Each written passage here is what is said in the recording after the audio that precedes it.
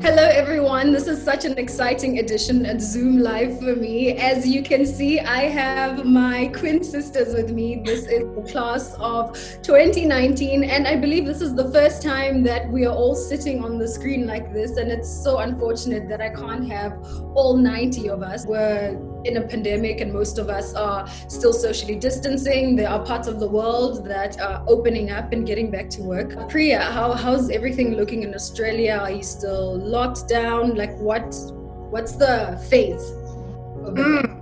So we have been in lockdown. At least Melbourne has been in lockdown since mid-March. We can't go outside our houses after 8 p.m. We can't go 5 kilometers from our house. So we are not allowed to travel more than 5 kilometers from our house. We can go outside for an hour max to exercise, and that's it. We've got to come back.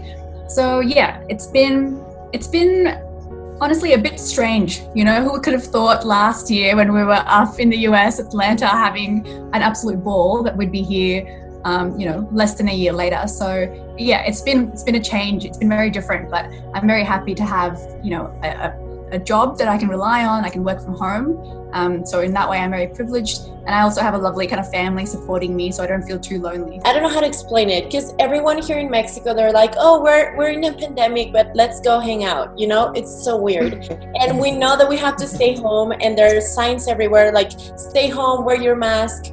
But we're kind of rebels right here, so we never actually 100% did it. I haven't been able to stay home. My work forces me to go out, which is a privilege for me. As much as I'm wearing a mask and trying to keep myself and others safe, I've been able to, still talk to people and still see a lot of people. So I am really, really happy about that.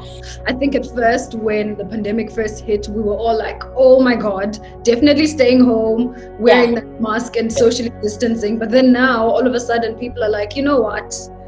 I really need to go out. I've seen it happening here in New York. I've seen it happening back home in South Africa where, people are hosting parties. And I'm like, people, the pandemic is still out there. I don't know if you guys know, but the virus is still out there, but it's a trend that I'm seeing happening across everywhere else.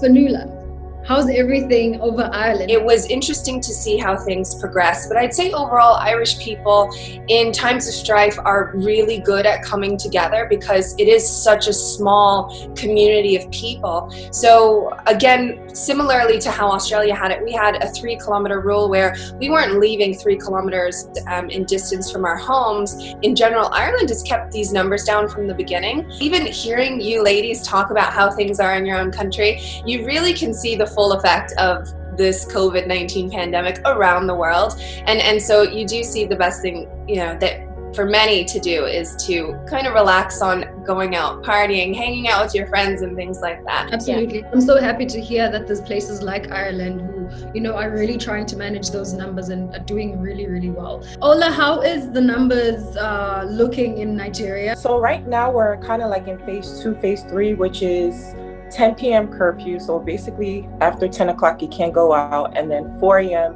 is when you can go out. Are people paying attention to it?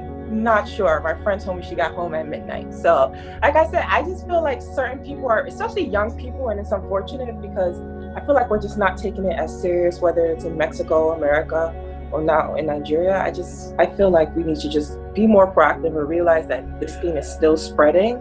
So we just need to be more proactive and try to curb the spread. I absolutely agree. The world is going through a pandemic, but then it went through some other kind of pandemic.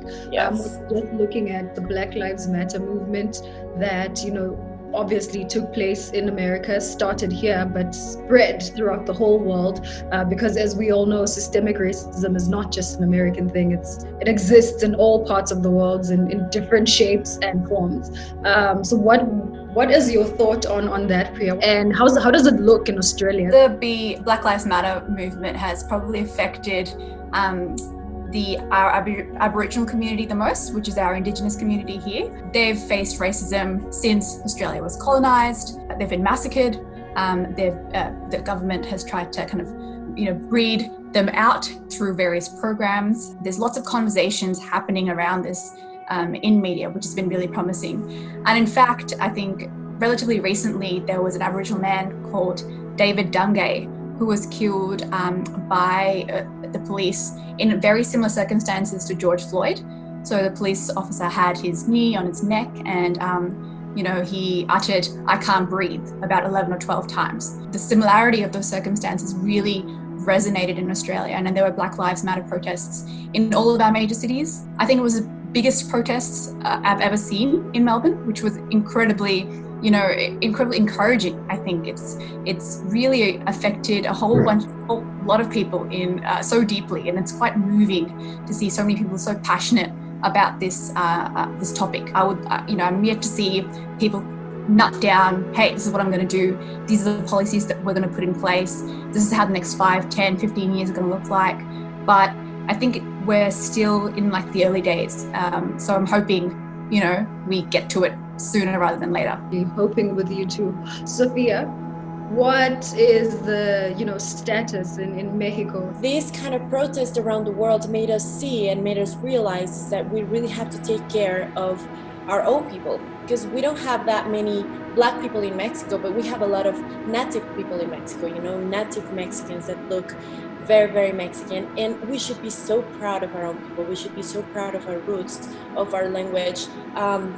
We have about 60 different kind of ethnic languages here in Mexico, and over the years, people have been trying to eradicate that. They have been trying to, show or teach in schools only Spanish.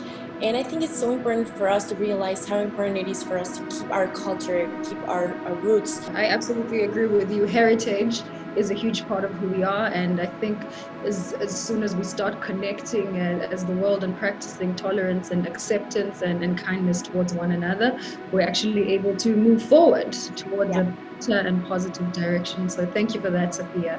Panula, you obviously are the first Black Miss Universe Ireland, which is so incredible. When I saw it and whenever I hear it, it makes me so happy.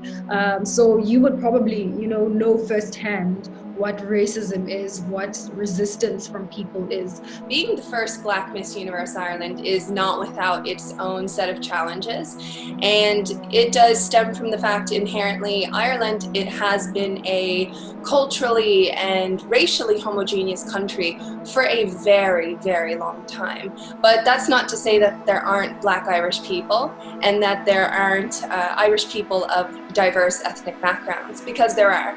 And it's interesting because Black Lives Matter really has spurred such an interesting conversation in Ireland that I took part in and have continued to take part in, because it's something that we've never seen before.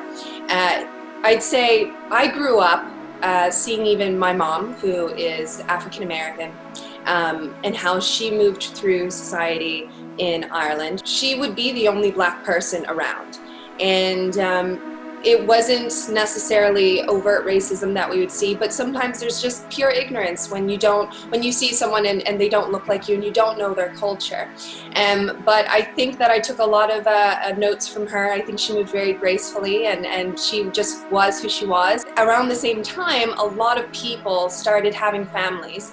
And so now we are seeing the very first generation of young Irish people that are much more diverse than generations before. Because of the Black Lives Matter movement, when it hit Ireland, it just was such an overwhelmingly sad thing to see. And I think so many people were kind of rallied by what was going on in Ireland or in America to then look internally at Ireland.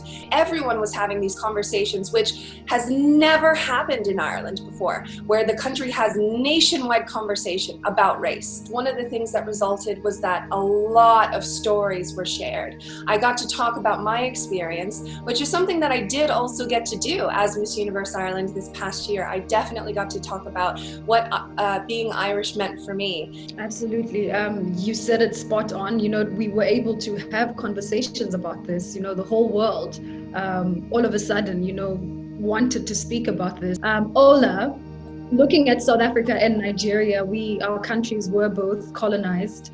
way back when, and South Africa went through an apartheid regime, and so I know full and well what racism is, what systemic racism is. How has it been in Nigeria, saying in comparison to South Africa and the rest of the world when we look at racism and Black Lives Matter? I mean, obviously, like you said, in Nigeria, it's a highly population of most Blacks. But I would say from my own perspective, I am a first-generation Nigerian American. Both of my parents are Nigerian. I was back and forth from Nigeria and America for a long time till I was like, I want to settle in Nigeria. But I did go to school, and I went to university in New Jersey. Where I went was a predominantly Caucasian university. So obviously, like, my skin color, I was different. I never really looked at my skin as anything until other people said it. Because when it's your skin, you don't really like, am I different? I'm just me. I am who I am. When you go out into the world and the world is telling you different things, you're kind of like, okay, what do I believe, But I think that just goes into building up your self-esteem and realizing that you are worthy, you are not less than, and you are a woman who has something to bring to the table. Whether or not your skin color, your character is something that nobody can take from you. To me, like you said, take up your space, cement yourself, because at the end of the day, if you don't do it, somebody else will. And skin color shouldn't define who you are. George Floyd's death really did spark an outburst, and unfortunately, sometimes through tragedy, you are able to see that things do need to change, things have changed, and things are getting better. I think what we can all take from this conversation is, looking at the Black Lives Matter movement, it's not asking for special treatment for certain kinds of races. It's asking for equality throughout the whole world. At the end of the day, it shouldn't be about Black, white, Latin, Asian, and all of that. It should be about equality, and that's what we're calling for. Thank you so much for engaging with me on that conversation. I'm sure the audience will absolutely love it, and I'm hoping that they can drop their comments on the comment section as well, just to let us know where their head is at